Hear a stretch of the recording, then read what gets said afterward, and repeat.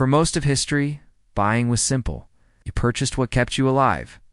Food filled the stomach. Clothing protected the body. Tools made work possible. Shelter kept danger out. Spending followed need, and need set the limit. But somewhere along the way, that rule quietly collapsed. People began buying things not for what they did, but for what they communicated. And once that shift took hold, money stopped being about survival and started becoming a language. This change didn't begin online. It didn't arrive with influencers, targeted ads, or endless scrolling. Long before algorithms learned our desires, one observer noticed a troubling pattern. People were making economic choices that made no sense unless the goal wasn't usefulness at all. The real objective was visibility. Recognition. The subtle assurance that others knew where you stood. He saw that purchases were no longer private decisions. They were performances. Signals sent into society, announcing taste, discipline, success, and distance from necessity. And when spending becomes a performance, the rules of the game change. Working harder doesn't guarantee security. Earning more doesn't bring relief. Instead, the pressure rises. Expenses expand. Satisfaction slips further away. This insight reveals why modern life feels financially exhausting, even in prosperous times. Why progress doesn't feel like progress. Why people climb higher and still feel behind? Because in a system driven by comparison, enough is never enough. Tonight, we're not talking about shopping habits. We're talking about a social mechanism that reshaped capitalism itself. Welcome to a world where money to understand why Thorstein Veblen's ideas still matter. You first have to step into the world that produced them. America at the end of the 19th century was changing faster than anyone could process. Machines were replacing muscle. Factories were swallowing farms. Railroads compressed distance, and capital moved with a speed that felt almost unnatural. Entire industries were born, matured, and monopolized within a single lifetime. This transformation created wealth on a scale that had rarely existed before. Steel magnates, oil barons, railroad financiers' fortunes appeared so quickly, they seemed unreal. But this prosperity was uneven. For every mansion built, there were thousands of cramped apartments. For every industrial titan, there were armies of workers whose lives were defined by exhaustion, insecurity, and repetition. This was the Gilded Age. Shiny on the surface, fragile underneath. And crucially, the inequality wasn't subtle. It was meant to be seen. Wealth didn't hide. It announced itself. Homes were designed to impress, not to shelter. Clothing signaled refinement rather than comfort. Leisure became public, structured, and symbolic. The wealthy didn't just own resources, they staged them. Their lives became performances, carefully arranged to demonstrate that necessity no longer applied to them. Below them stood a growing middle class. Clerks, professionals, managers, shop owners. They were not poor, but they were not secure either. And they were surrounded by images of elite life through architecture, newspapers, social events, and urban design. These images quietly redefined success. Stability stopped being the goal. Visibility took its place. It was into this environment that Thorstein Veblen arrived. Veblen didn't fit the mold of the economist around him. He wasn't polished. He wasn't impressed by prestige. Raised in a frugal immigrant household, he was taught to value labor, restraint, and self-sufficiency. Wealth to him was not automatically admirable, and that made him dangerous, because Veblen watched the elite from close range without aspiring to join them. He observed how they behaved when no one was applauding, and what he saw didn't match the tidy assumptions of economics. At the time, economists believed people were rational calculators. They assumed individuals purchased goods to maximize usefulness. That price reflected value. That inefficiency was an error. But Veblen saw people doing the opposite. He saw goods becoming more desirable as they became less practical. He saw discomfort being rebranded as refinement. He saw labor being treated as a flaw once wealth made avoidance possible. The purpose of many purchases wasn't function, it was distinction. This behavior wasn't random. It followed patterns. Once Veblen recognized that, the illusion of rational markets began to crack. He realized that consumption had become a form of communication. People were not simply buying objects. They were sending messages. Messages about class, taste, control, and distance from necessity. And once consumption becomes language, the economy stops behaving the way textbooks predict. Veblen's central insight was deceptively simple.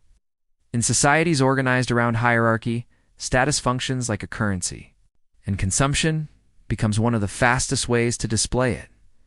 He called this process conspicuous consumption.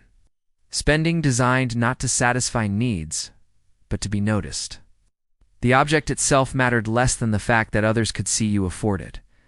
A coat was no longer just protection from the cold. A house was no longer just shelter. A watch didn't merely measure time.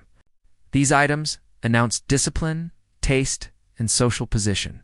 They said, "I am not constrained the way you are." This logic extended beyond objects. Veblen noticed that time itself became a signal. He called this conspicuous leisure. The ability to avoid productive work was proof of success. Leisure stopped being recovery. It became evidence. In a productive economy, efficiency should be rewarded. But socially, inefficiency became prestigious. Fragile goods signaled refinement. Hobbies that produced nothing demonstrated freedom. Clothing that restricted movement implied that physical labor was beneath you. The more waste someone could afford, the higher their status appeared. This inverted the logic of value. And once inverted, it spread. The upper class didn't just consume differently, it set the standards, their tastes filtered downward. What began as elite display became aspiration for everyone else. Middle-class families didn't want extravagance. They wanted legitimacy. To look appropriate, to appear successful. An appearance required spending. This created a silent pressure. People stretched their finances, not because they were reckless, but because opting out carried social risk. In a world where success is visual, invisibility feels like failure. Veblen understood that this race had no endpoint. Status is relative. Someone always has more. Something is always newer. Standards constantly shift. What once signaled success becomes ordinary. New markers emerge. More expensive, more exclusive. This is why rising incomes don't eliminate anxiety. They raise the cost of belonging. As societies grow richer, the pressure intensifies. Signals become subtler, but more costly. The effort required to appear normal increases. Financial freedom becomes harder to reach, not easier. This wasn't a moral flaw. Veblen didn't argue that people were shallow. He argued they were responding rationally to social incentives. In a system that rewards visibility, people invest in being seen. But the consequences were structural. Resources flowed toward status, goods rather than resilience. Effort was spent maintaining appearances instead of building security. Debt became acceptable. Savings became optional. Risk hid behind lifestyle. Because everyone was watching everyone else, opting out felt dangerous. Veblen also understood something that modern economics would formalize much later. In certain markets, higher prices don't reduce demand. They increase it. When value is tied to signaling, price becomes part of the product.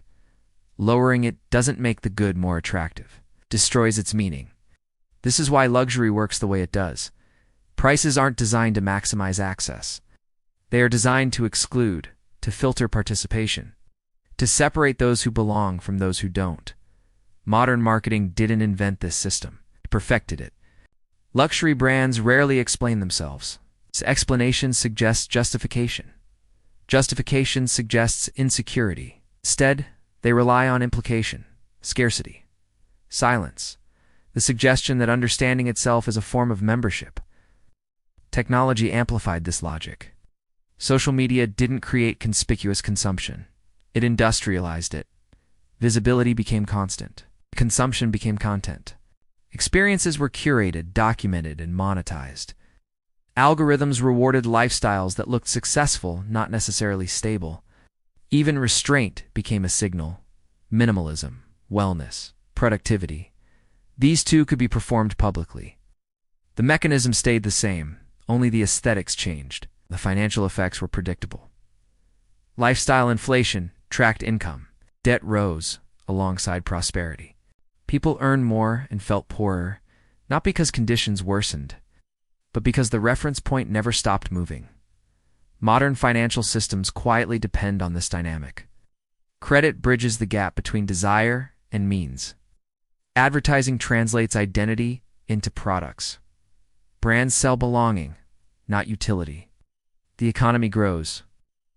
Fragility grows with it. Growth fueled by status anxiety is brittle, requires constant novelty, constant reinforcement, constant reassurance that you are not falling behind. Veblen wasn't predicting dramatic collapse. He was diagnosing vulnerability. When societies confuse display with value, they train people to chase signals instead of substance. Real wealth doesn't need witnesses. It buys time, resilience, and choice. But those things don't photograph well. They don't trend. They don't impress strangers. They're undervalued. Veblen revealed this contradiction over a century ago, not to shame individuals, but to expose the system. Because once you understand the incentives shaping behavior, you gain something rare: perspective. You don't have to reject the system to understand it. You just have to recognize when it's pulling you forward and when it's quietly steering your choices. The patterns don't disappear. They persist. The incentives remain. If you never stop to examine the forces shaping how you spend, work, and compare, they will continue to operate in the background, noticed but powerful. History doesn't loop in perfect circles, but it rhymes through behavior, pressure, and reward. Once you learn to see those patterns clearly, you gain something most people never do: the ability to pause, to choose deliberately, to step off the treadmill when it no longer serves you. If this perspective added clarity, consider subscribing. The past still explains the present hand. This channel exists to make sure you don't miss what history has already revealed.